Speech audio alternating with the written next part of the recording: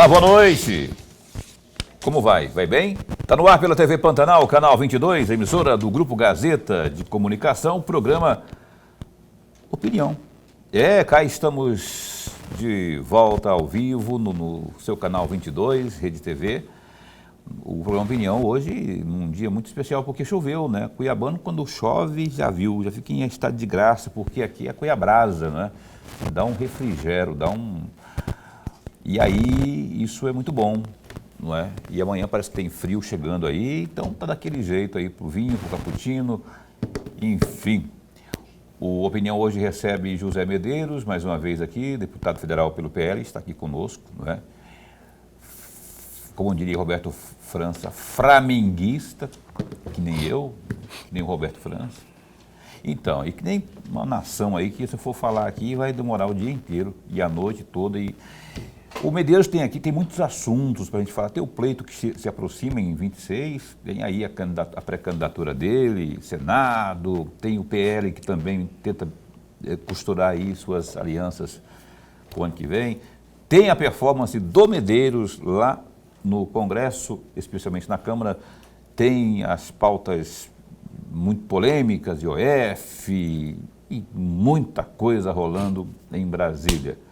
E tem você, principalmente, que se quiser especular, tem alguma pergunta, 999322529, para que você possa interagir com a gente aqui, com o nosso deputado Medeiros. Tudo bem? Pode ser? Professor Lorenberg, boa noite, como vai? Vai bem? Muito bem, boa noite, Paulo Coelho, e um grande abraço. Mas um grande abraço mesmo a todos os nossos telespectadores, a razão maior do nosso programa. Essa chuva é meio atípica para junho, não é? Você lembra de... Eu não me lembro, neste período do ano, a chuva. Agora, mas está tudo mudado, amigo, está tudo trocado, tudo doido, as coisas. Né? Tudo maluco. E parece que é o prenúncio, porque isso que amanhã faz frio, né? Faz frio. E Paulo, tem um detalhe, a chuva foi na cidade toda. Pois é. Não foi só num pedaço ou numa área, não, foi toda a cidade. Menino, velho, os tempos... Que tempos, né? Mas eu não reclamo, não. Deus é maravilhoso. José Medeiros, bom recebê-lo aqui. Obrigado, deputado federal José Medeiros, por estar conosco mais uma vez, por aceitar o nosso... Da outra vez me deu bolo aqui, rapaz. Não sei o que rolou na cabeça desse sujeito, que ele estava preso não sei aonde.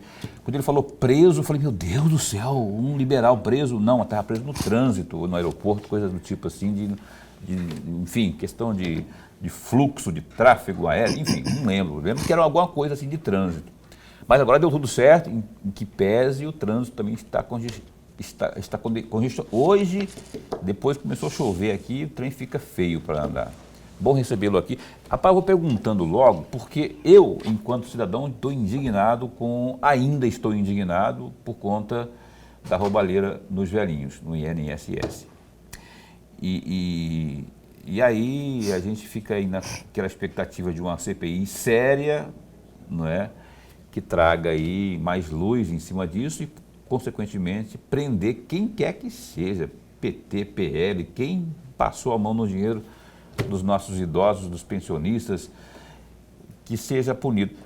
Como está isso hoje lá na Câmara propriamente? É o primeiro assunto. Boa noite. Boa noite a todos que nos assistem. Boa noite, professor Lorenberg. Boa noite, Paulo. Isso é uma indignação total de todo mundo.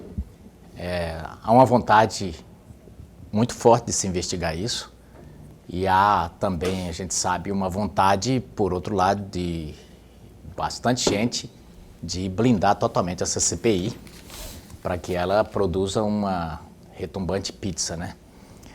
Uma grandiosa pizza.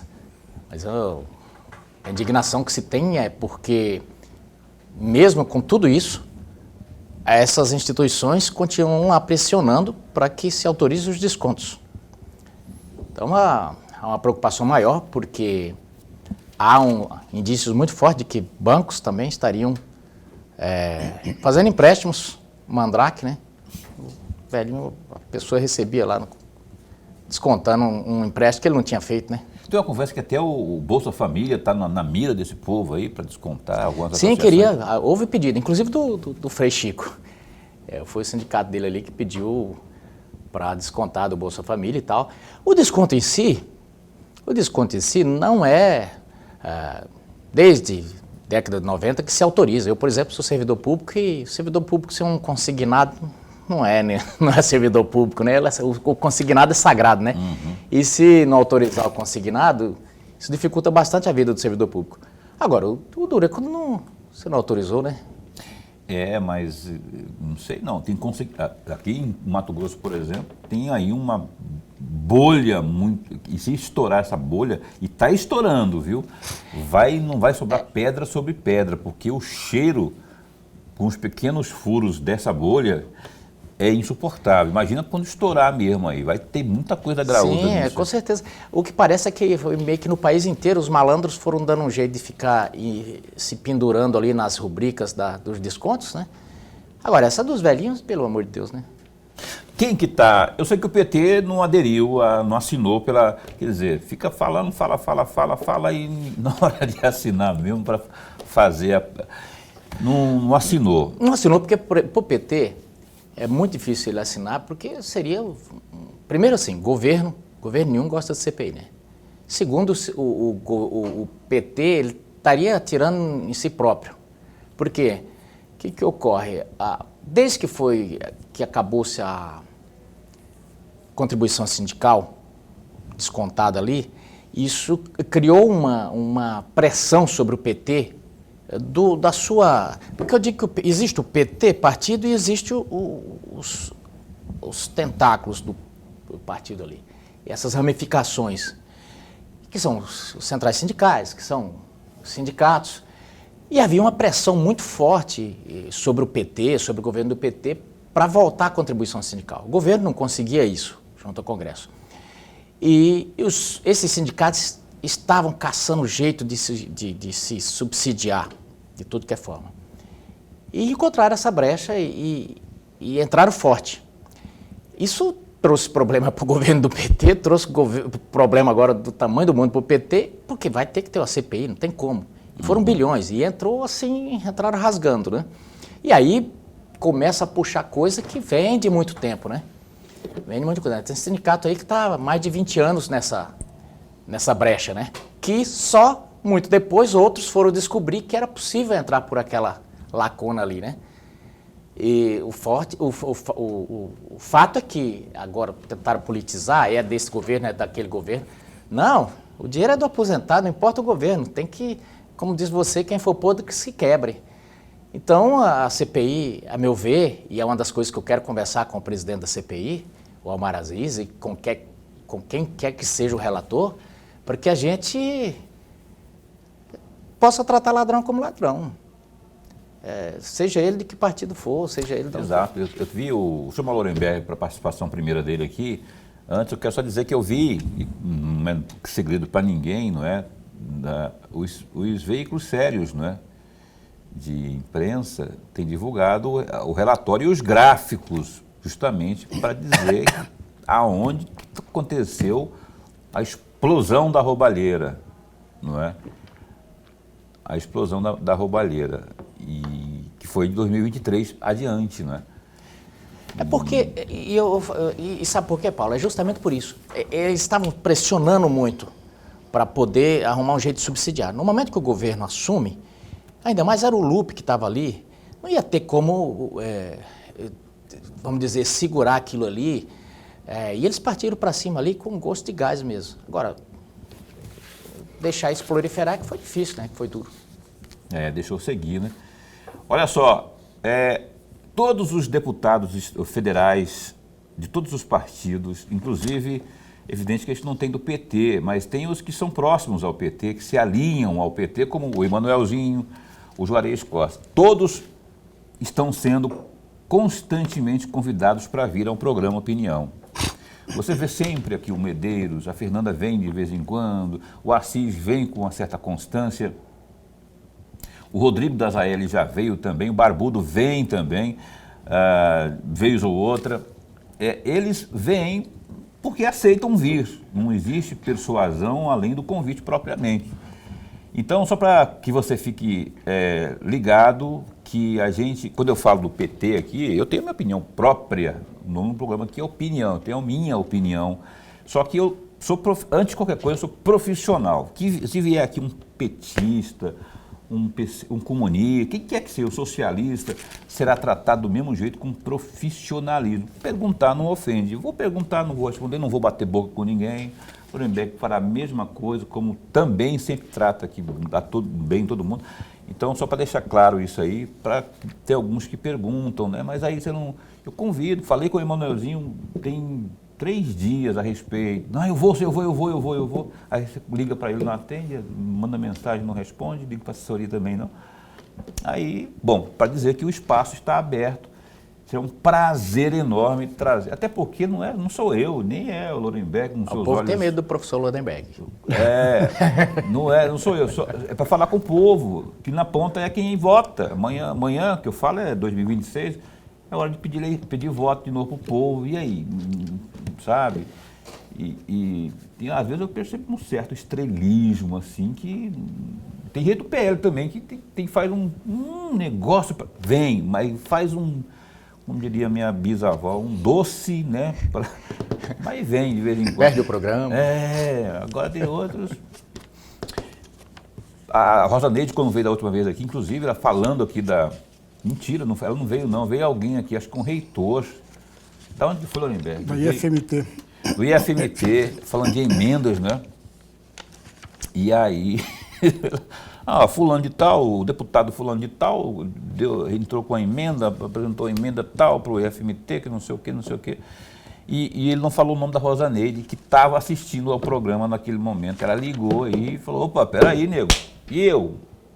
I am here, eu estou aqui, Aí ele lembrou, deputado, é verdade, desculpa. E aí ele se retratou aqui e falou, verdade, a deputada fulano entrou com tanto e tanto e tanto e tanto. É isso, a gente só quer isso, informação só. Agora sim, Lorenberg. Deputado, antes de mais nada, registrar sempre a alegria de tê-lo aqui. Nós ganhamos muito. O bate-papo fica muito rico com a sua presença. Obrigado. Deputado, na vez anterior que o senhor esteve aqui, até pela sua experiência, pela sua vivência no Congresso Nacional, as minhas perguntas foram voltadas todas para a Câmara Federal. Não sei se o senhor se recorda disso. Todas as minhas perguntas foram voltadas à Câmara Federal, inclusive o custo da Câmara Federal. E a última pergunta eu me lembro muito bem. Qual que está ruim, a Câmara ou o Senado? O senhor falou bem, se é o Senado, está pior do que a Câmara. Não sei se o senhor se recorda. Dessa vez as minhas perguntas virão todas para o PL. Vamos conversar só sobre o PL. E a primeira pergunta, deputado, veja... Eu estava lendo recentemente um artigo científico do Centro de Estudo de Opinião Pública da Universidade Estadual de Campinas. Foi publicado esse artigo anual em 2015. Relacionou nesse artigo todos os partidos políticos que incorporaram dentro dele e no seu estatuto ou na sua direção de uma forma geral, que incorporou a questão do meio ambiente. Em 2015 já existia o PL, porque o Tucci foi deputado estadual lá na década de 80 pelo PL. Né? O Zanetti Cardinal foi deputado estadual na década de 80, foi eleito pelo PDS e depois migrou para o PL.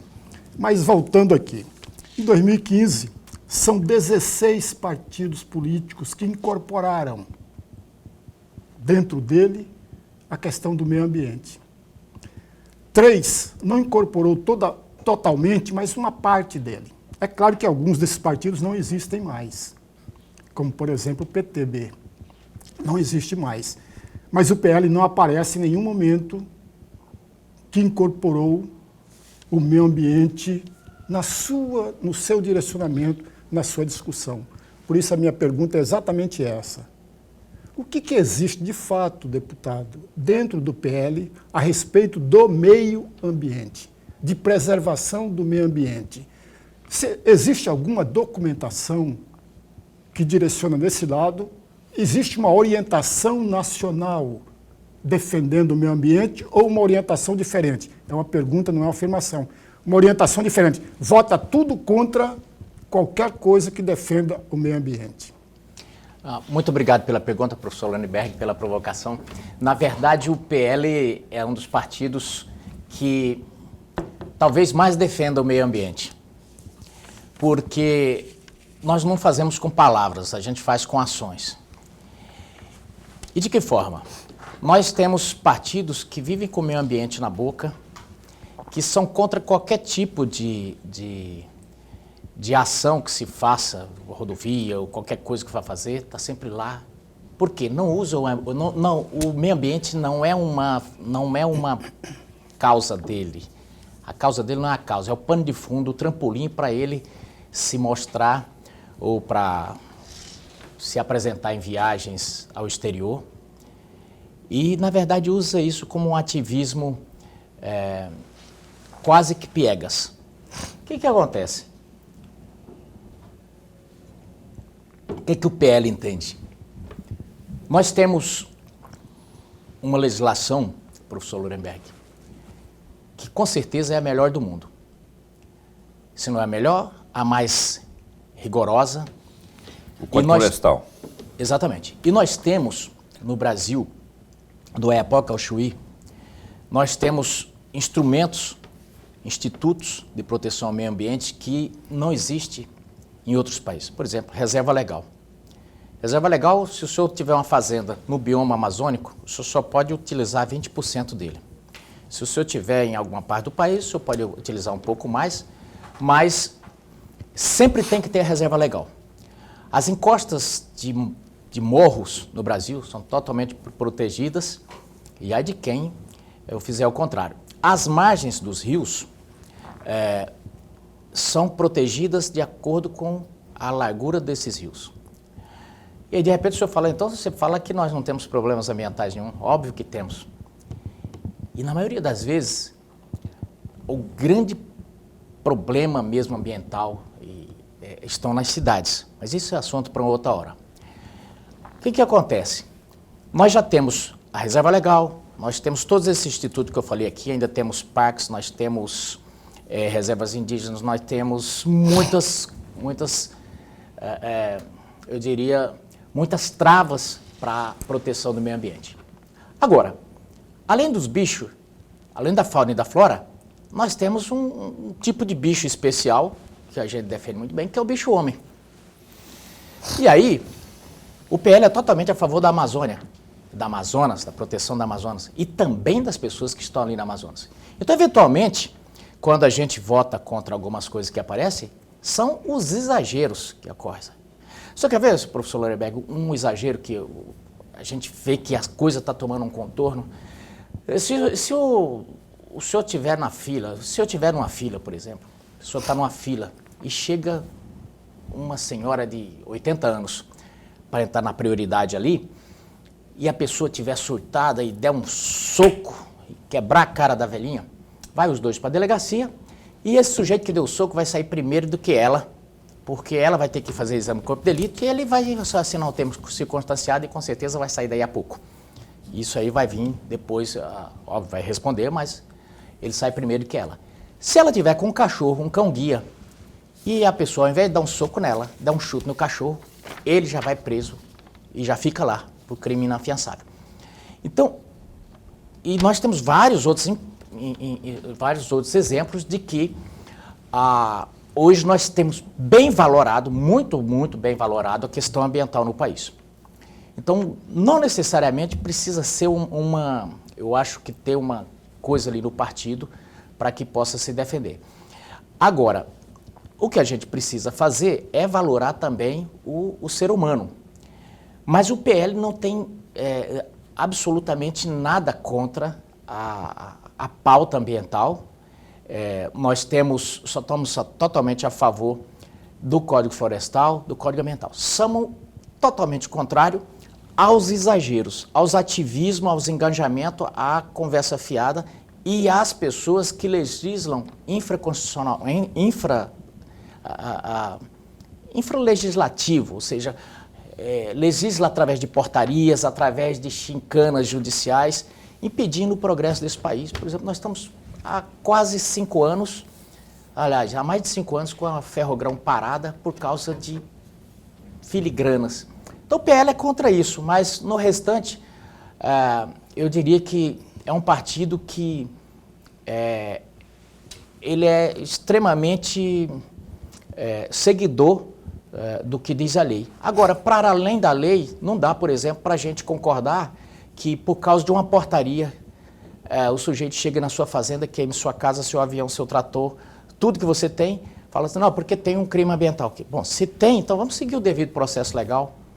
Mas não, isso não está na lei, isso não está num decreto, isso não está numa resolução, isso está numa portaria feita por alguém, sem autorização judicial, sem não sei o quê. E hoje, se você falar que é contrário a isso, o mundo desaba sobre a sua cabeça, fala que é retrocesso ambiental. Então essas coisas que eu sei que se tornam polêmica quando a gente torna, porque às vezes vai se tornando alguns dogmas de verdade, e quando você fala uma coisa, já vai tomando aquele negócio, está sempre contra, né? Mas na verdade não. É que a gente tem ido bastante a fundo nesses debates, e como nossa base também é uma base muito agrícola, a gente meio que pega as dores desse público que sofre muito com esses ativismos, e a gente acaba ficando com esse rótulo de que quer tocar fogo no mundo, quer derrubar toda a mata, né? Querer se passar boiada. Passar boiada. Que é a coisa que falou lá o ex-ministro do Meio Ambiente. Olha só, eu vou pro intervalo comercial, já a gente retoma aqui o bate-papo informativo com José Medeiros, aqui no programa Opinião. A gente volta no instante só.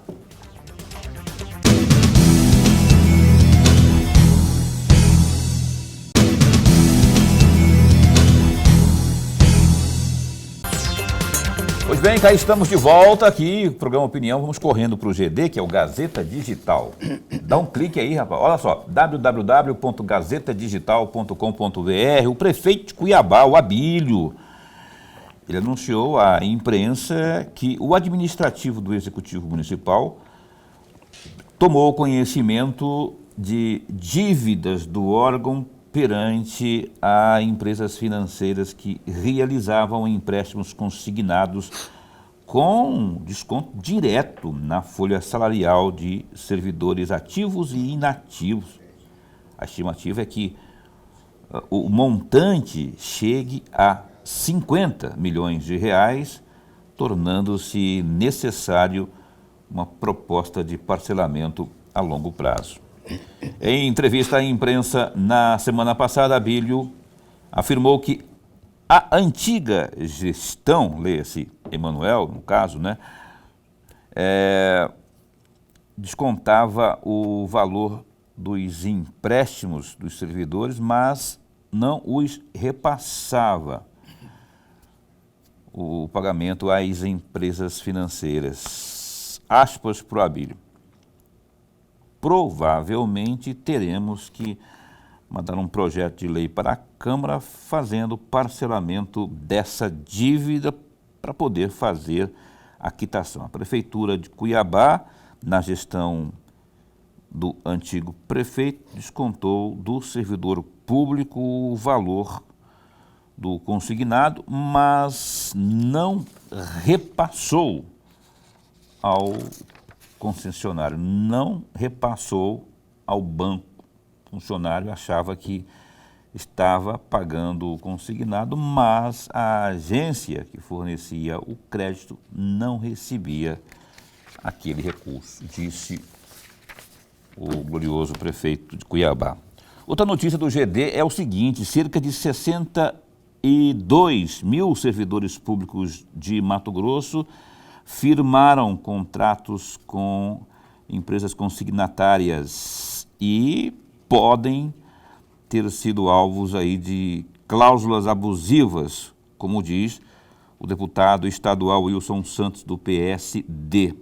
O número representa mais da metade dos 104 mil funcionários públicos estaduais e escancara o que pode ser uma das maiores crises de endividamento do funcionalismo nos últimos anos. Na última quarta-feira, dia 18, o vice-governador Otaviano Pivetta, do Republicanos, sancionou a Lei 12.934 de 2025, que proíbe a cobrança da taxa de abertura de crédito, a chamada TAC, e de qualquer outro encargo administrativo nos empréstimos consignados firmados com servidores públicos da administração direta e indireta. Dá um clique aí no GD. Essa questão aqui está esmiuçada, inclusive, essa notícia aqui, as duas ligadas aí aos consignados, tanto a parte da prefeitura e agora também essa que envolve os servidores públicos estaduais. GD. E tem também outras questões lá, outros assuntos, é só dar um clique, tem política, polícia, esporte, cultura, www.gazetadigital.com.br. Lourenberg falava aqui com o Medeiros, avisava que ia abordar muito o PL, somente o PL, que é o Partido Liberal. Eu vou roubar do Lourenberg aqui o assunto também, vou falar do PL também e perguntar, rapaz, porque tem umas conversinhas aí, nada melhor do que perguntar para a fonte mesmo, que está envolvida aí. Caiu meu ponto aqui, Gersinho, depois não estou ouvindo ninguém lá de cima, viu? Sobre a questão da energia. Deputado, o senhor votou a favor de aumentar a energia? Porque o PL, que é o seu partido, eu anotei aqui, rapaz, na Câmara Federal, além do glorioso José Medeiros, que aqui está, não é? A Fernanda, Coronel Fernanda, o Barbudo também, e também o Rodrigo Dazaeli. O Juarez Costa votou não. Todos votaram não. E eu queria que você explicasse, antes de qualquer coisa, o que é votar sim e o que é votar não, porque trata-se de um veto do presidente Lula, não é? E por isso que deu a conotação de que vocês, ao votarem não, estariam votando a favor que o veto do Lula parece que era justamente nesse sentido, né? No sentido contrário. Aí. Explicar para as pessoas que faz uma confusão, até porque muitos que se dizem de direita ou mais conservadores votaram sim também, né? no cômputo geral. Só para completar a informação aqui, o Assis votou em branco, não é? Isso na parte dos federais, não é? Eu falei do Emanuelzinho, ele votou sim, não é? Juntamente com o Juarez Costa. Então é isso. E dos senadores, o Wellington votou em branco. Não, o Wellington votou sim. O Wellington votou sim. A Margarete Busetti votou não. E o glorioso Jaime Veríssimo de Campos votou em branco. Essa aqui é a situação da bancada federal. Queria que você explicasse, você votou a favor, deputado Jaime Medeiros, do aumento de energia elétrica? Na verdade, fazer política quando o PT está no governo ou em qualquer momento é um desafio, porque você tem que ter a casca muito dura para poder perder tempo, vamos dizer assim, em ter que estar o tempo inteiro desmentindo, porque eles sabem transformar a realidade ao seu desejo, né? Na verdade é o seguinte, e aí explicando, porque muita gente fica confusa com esse sim, com esse não, né? Então, você votou a favor do aumento de luz? O cara pode falar, não, eu não votei, está lá, meu voto não. Para confundir. Né? Ou então falar assim, votei. Mas o fato é que quando se trata de vetos, ou às vezes destaque, confunde um pouco o público. Qual que era porque, a assim, determinação? Quem votou sim, isso. Quem votou sim, ele votou pela manutenção do veto do presidente da República. Quem votou não, ele votou pela derrubada do veto do presidente da República. E o que dizia o veto? O veto era justamente... E aí, o que dizia o veto?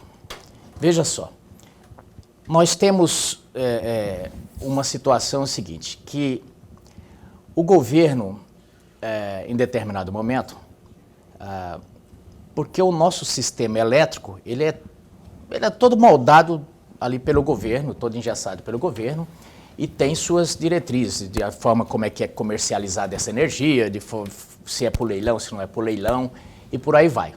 O que ocorre? Em determinado momento chegou-se à conclusão seguinte: olha, as concessionárias não estão levando, por exemplo, não tem energia em Roraima, por exemplo, não tem energia lá no Quixaramobim, um exemplo. Então o que é que precisa fazer? Determinaram, falou, olha, então põe uma termoelétrica. Por que essa termoelétrica? Por que essas usinas térmicas, porque era rápida e fácil de colocar. Só que qual é a dificuldade dessas térmicas? Essas térmicas são altamente poluentes, geralmente a diesel, e elas são caríssimas, caríssimas. Mas nós tivemos, por muito tempo, no Mato Grosso, municípios inteiros que só funcionavam térmicas, porque não tinha linhão e por aí vai. Bem, qual é a discussão que houve nesse veto? O Congresso aprovou ali uma lei, aprovou uma lei, e o governo falou, olha, nós não queremos essa lei aí, nós queremos que seja tudo por leilão. Então, qual foi o grande ponto? O negócio não era se subia ou aumenta, se subia ou diminuía a tarifa de luz. A discussão entre o Congresso e o governo era qual modelo que essa energia ia ser comprada ou de que forma, se ia ser por leilão ou se ia ser direcionado, e qual era a briga lá? Porque muita gente dizia, vocês estão contra a retirada das termoelétricas. Não, pelo contrário. O que o Congresso está defendendo era justamente o seguinte, essas termoelétricas são caras, e essas termoelétricas, o quilowatts, não é que ela é cara para implantar, gente, já está implantado faz tempo. O problema é que o quilowatts, o megawatts, aliás, de energia produzido por uma termoelétrica, ela está em torno de R$ 1.200 a R$ 2.000. E qual é a nossa defesa lá no Congresso? Por que não substituir isso aí por outras energias? Por exemplo, PCHs. O megawatts de uma PCH está em torno de 350, um pouco mais aí, mas gira em torno desse preço. Então a discussão nossa era o seguinte, então você substitui isso aí por PCHs. O governo dizia, mas é isso aí que a gente quer também. Só que o governo diz o seguinte, nós queremos essa interrupção imediata das térmicas, a substituição por isso aí, por PCHs, como se fosse no passe de mágica, mas que todo mundo participe dos leilões de energia. Acontece que você não tem como desligar. Primeiro que você falasse, você não tem como chegar e falar, tira as termoelétricas da conversa. Primeiro que tem contratos aí de 20 anos. Então elas estão lá. E aí o que a gente dizia é o seguinte, mas você não tem como implantar, você não vai conseguir ninguém para investir no mercado de energia, construir uma PCH, se eu não tenho garantia de que vai comprar um mínimo que seja. Então o Congresso colocou o seguinte, falou, olha, é o seguinte, nesses locais de difícil acesso e tal, fica garantida uma cota mínima para garantir essa energia renovável, que são PCHs, ou pode até ser outras, pode até ser uma usina térmica, se for mais urgente, através de biomassa, uma coisa menos poluente, mas não dava para fazer também só do jeito que alguns do governo estavam propondo. Não, vamos fazer eólica e fotovoltaica. A discussão lá era o seguinte, olha, são fontes renováveis, são fontes interessantes, mas você precisa de previsibilidade, você precisa de constância. Todas essas outras podem complementar, mas não pode ser só aquilo. Então, nós deixamos aberto para isso. E, óbvio, fazendo o cálculo de que é o seguinte, obviamente, se você,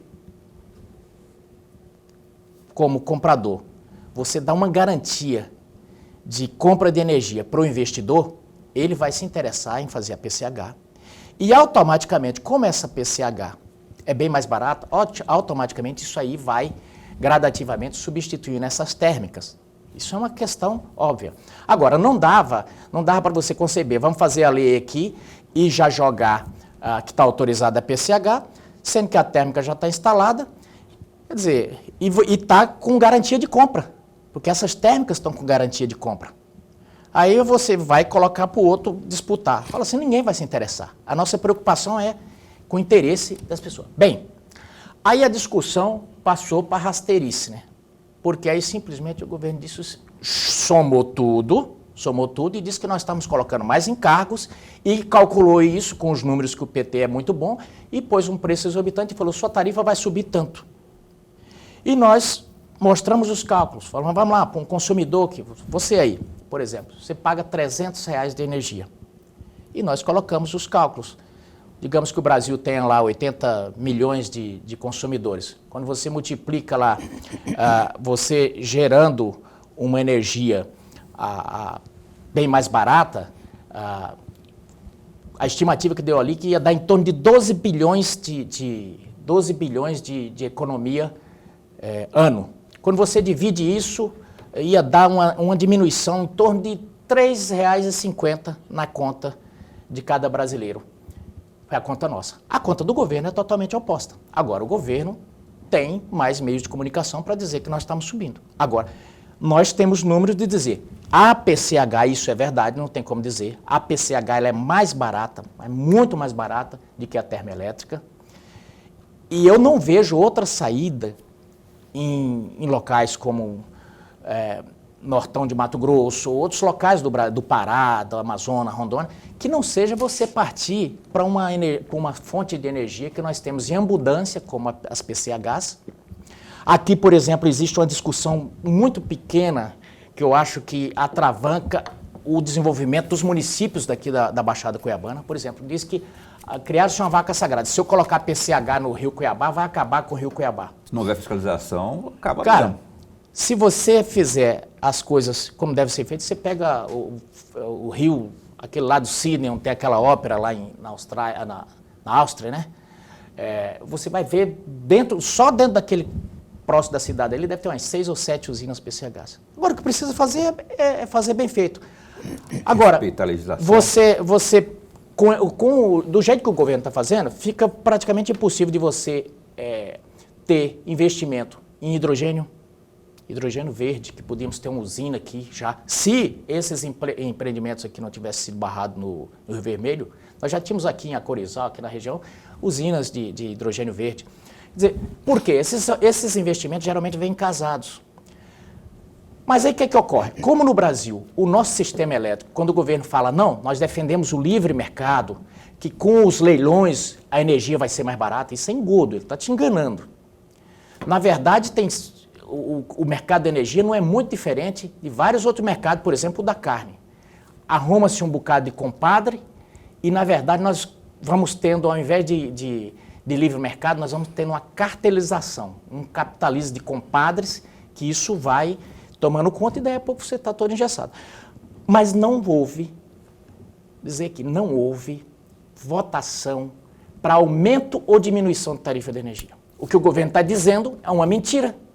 Ele tem seus números e nós temos os nossos. Que são opostos, que né? são números fundados em estudos feitos pela Abragel, feito pelo Instituto hoje, eu esqueço o nome que está inclusive no Poder 360, essa matéria está hoje, fazendo os cálculos direitinho. Então não é isso, isso é uma cortina de fumaça e aí é jogo político.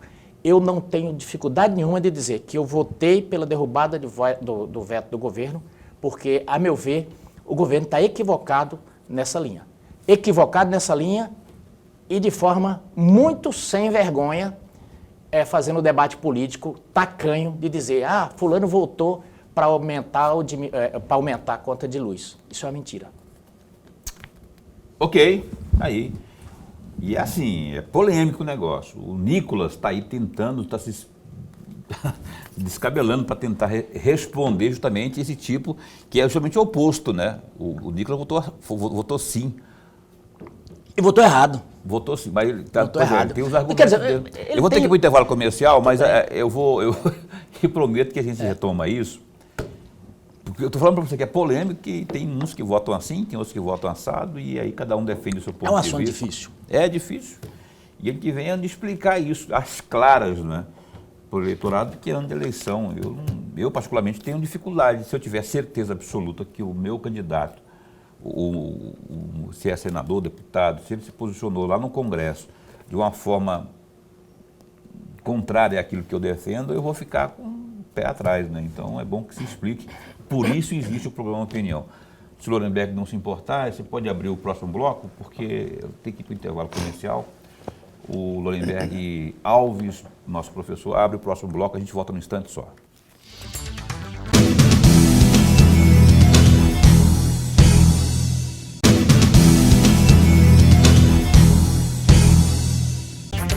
Aí estamos de volta aqui com o nosso programa Opinião. Hoje a gente entrevista o deputado federal José Medeiros.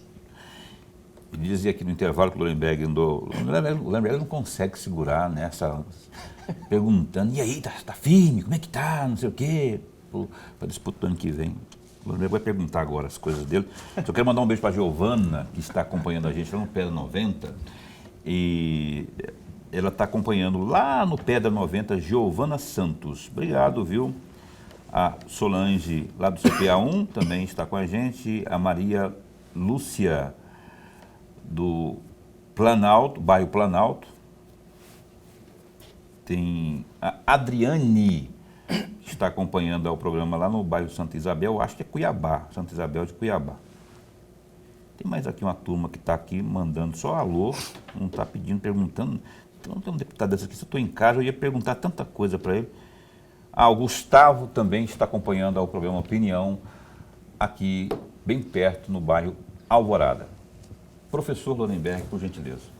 Deputado, voltando para o PL, e mais especialmente para o meio ambiente, eu tenho aqui o PL 2215 de 2024, da deputada federal pelo PDT de Minas Gerais, Duda Salabert.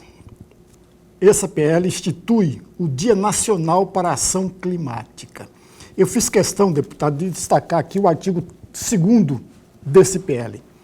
Entre aspas, a realização do Dia Nacional para a Ação Climática será marcada por ações práticas de prevenção, redução, proteção e resposta aos eventos climáticos extremos e desastres naturais, promovidos pelas instituições de ensino de educação infantil, fundamental, médio, públicas e privadas.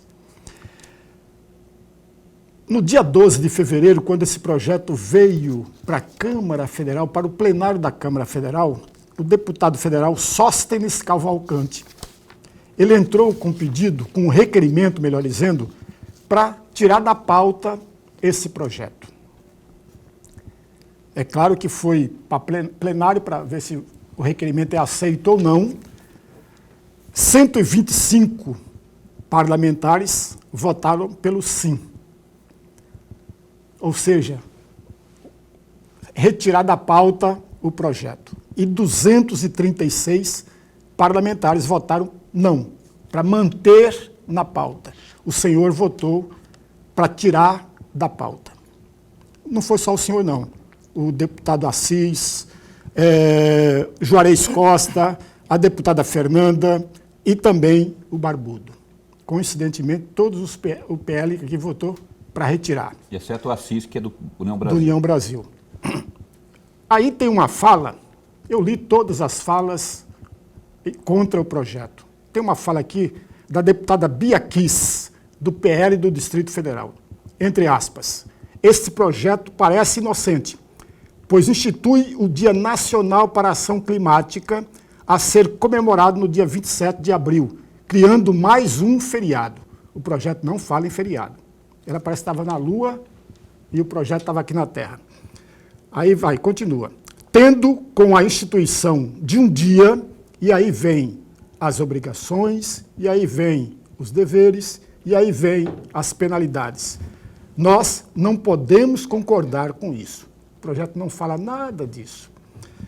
Por quê? Sabemos que significam todas as pautas na agenda de 2030 sobre o clima. É claro que somos a favor da educação, mas não vamos permitir, de forma alguma, o controle do ser humano. Não está nada disso falado no projeto. Moral da história, deputado. Esse projeto vai a plenário, é votado e aprovado por 273 votos a favor e 136 contra. O senhor Juarez Costa, deputada Fernanda, Barbudo e Rodrigo Zaelli votaram contra o projeto. E aí vem a minha pergunta. O que motivou o deputado? Porque eu vou pegar exatamente como base o que o senhor me respondeu No bloco primeiro, o senhor falou, os exageros, nós somos contra. Mas aqui não há exagero. Por quê? O que motivou o senhor a votar contra esse projeto? Muito obrigado, professor Lorenberg. Veja só, a fala da Bia, embora não seja um feriado, a fala da Bia passa por o seguinte, tem um negócio que diz o seguinte, gato escaldado tem medo de água fria. São poucas as pautas que não tenha no meio alguma erva daninha. E nós temos feito uma tábula rasa o seguinte. Por exemplo, no caso do meio ambiente, nós estamos carentes de leis ou legislação na questão do meio ambiente? Não, nós temos demais. Nós temos para além. Nós precisamos enxugar muito a legislação que tem, eu não diria legislação em termos de lei, mas eu diria a lixaiada que surgiu posteriormente precisa ser enxugada, porque senão esse país trava. Bem, mas nós temos, como eu disse, pessoas, e não são poucas, que elas não são defensoras do meio ambiente. Elas são ativistas e elas têm uma pauta política aí para bater palma para maluco dançar. Quando você põe um projeto com tipos, com coisa, embora inocente, com coisas extremamente abertas, e ainda dando vazão para onde? Para as escolas. E aí nós temos aí um sistema educacional que faz bastante tempo que ele está quase todo contaminado por essa plataforma woke que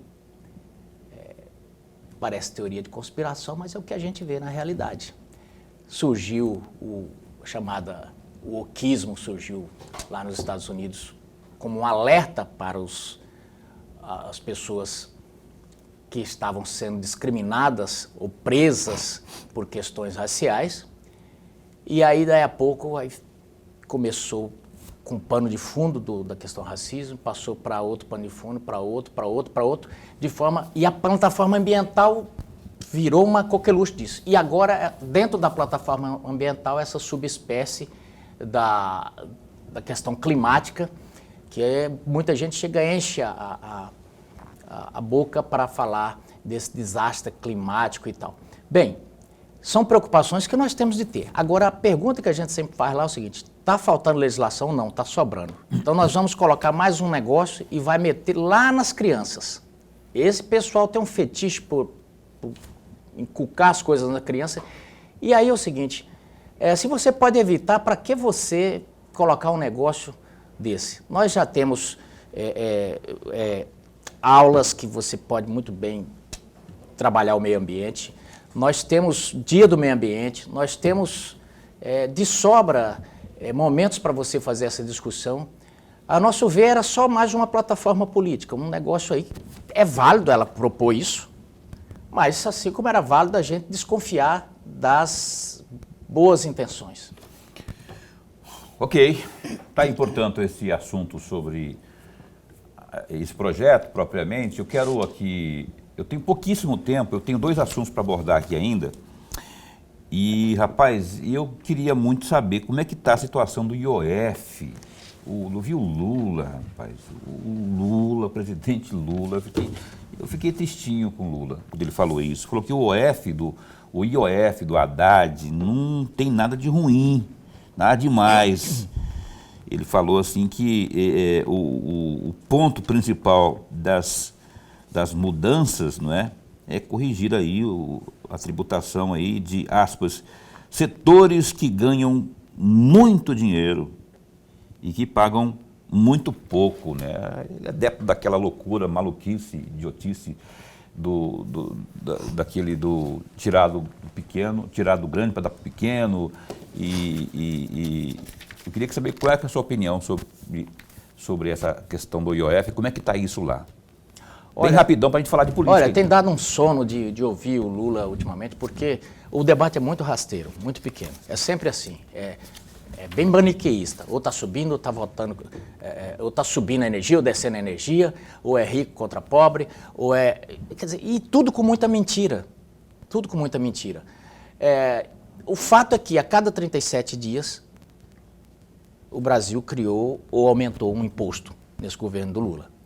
Ele resolveu gastar, é uma opção de governo, agora não dá para meter a mão no bolso toda hora das pessoas. E ele está errado nessa questão de querer tampar o sol com a peneira dizendo que não está aumentando imposto. Lógico, o IOF foi criado não é para ser um imposto arrecadatório, é um imposto de regulação econômica, uma ferramenta que o ministro da Fazenda, o ministro da Economia, que ele tem que ter à disposição para, em determinado momento, regular a economia e tal. Mas não pode ser assim, tábula rasa arrecadatória, porque aí perde o sentido de ser. Entendi.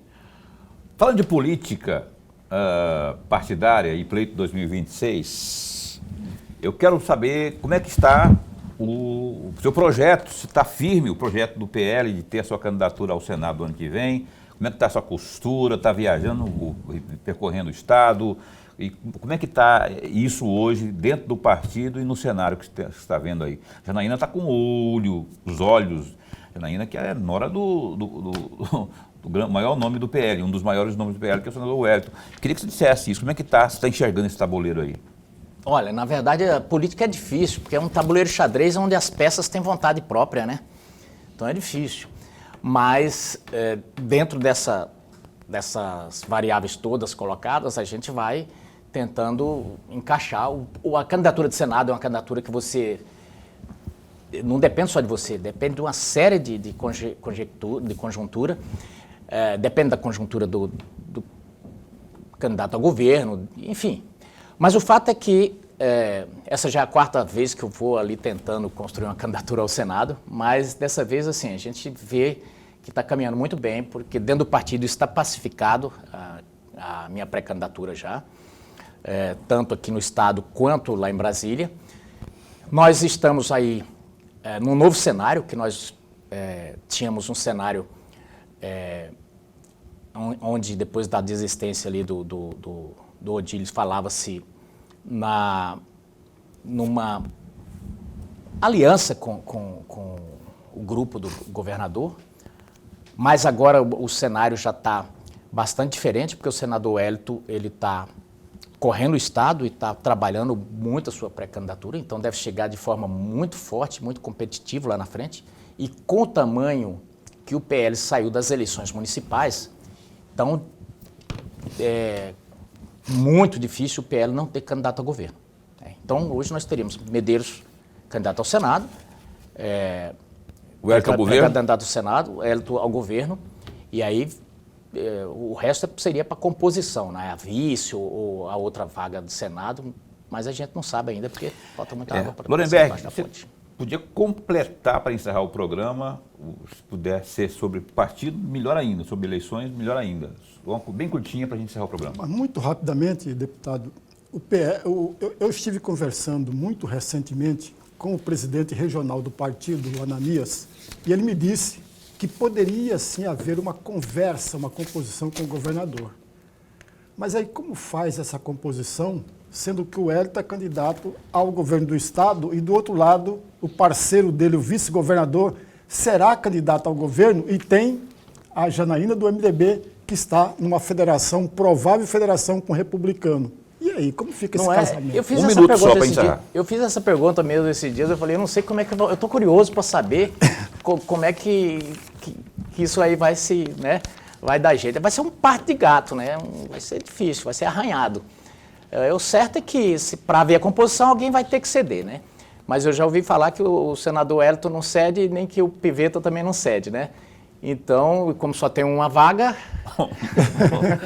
Alguém vai ter que... É o que o Lorenberg... Ou sair as duas. O Lorenberg chama de parigato. Parigato, é o parigato. Que é a brincadeira de criança. O Lorenberg brincava disso lá no Alto Paraguai, lá no Hortelândia. Isso é bullying, né? Ele fala parigato é antigo, é famoso. Parigato. Medeiros, muito bom tê-lo aqui. Obrigado por ter vindo aqui ao programa Opinião. A gente não tem mais... Eu queria ter mais tempo, mas o Dorileu não deixa esticar um cadinho mais. Dorileu, pô. Esse corintiano, Dorileu, obrigado por ter vindo. Esse espaço continua sempre a posto para bem informar. Tomara que a gente possa conversar mais e mais aí ao longo dos próximos tempos. Eu agradeço muito a você, ao professor Lorenberg, a todos que nos assistiram, e só reafirmando, sou pré-candidato ao Senado e dia 29 nós vamos estar na Paulista, junto com o presidente Jair Bolsonaro lá, uma manifestação em busca de justiça, e também não votamos por aumentar a sua conta de luz. Isso é mentira. Nós, na verdade, votamos pela redução. Grande abraço. Dia 29 tem um evento aí, você prometendo muito na Paulista. Professor, mandar um abraço. Quem que está com você? O Edi, né? Que tá Ed. Ed. Ed. O Ed, que está na assessoria aí, tem uma turma com... Eu não sei o nome do... Só vê o Ed hoje. É o Ed e o Billy. Ed Billy, só nome de artista aí. Abraço, obrigado aí pela força que vocês sempre dão pra gente quando a gente marca a entrevista, manda o conteúdo pra gente, especular aqui, perguntar dele. E é isso, a gente só não pergunta mais porque vem muito pouco aqui, né? Mas vai vir mais, você vai ver. Começar a bater duro nele aqui, ele vai ver também. Mentira, não faço isso jamais. Ainda mais sendo flamenguista. Lorenberg. Até amanhã. Aliás, amanhã à noite, no mesmo horário, vai ter um jogo amanhã aí, eu não vou nem falar para não... 3-0 Flamengo. O Opinião fica por aqui, amanhã a gente se encontra às 19h30 ao vivo na sua TV Pantanal. O Marcelo também está ali, o Marcelo também é flamenguista, pelo que eu percebi. Ao vivo, às 19h30, a gente espera por você com chuva ou sem chuva, com frio ou sem frio, ao vivo aqui na sua TV Pantanal, emissora do Grupo Gazeta de Comunicação. Até lá, se cuida, fica bem, fica com Deus também.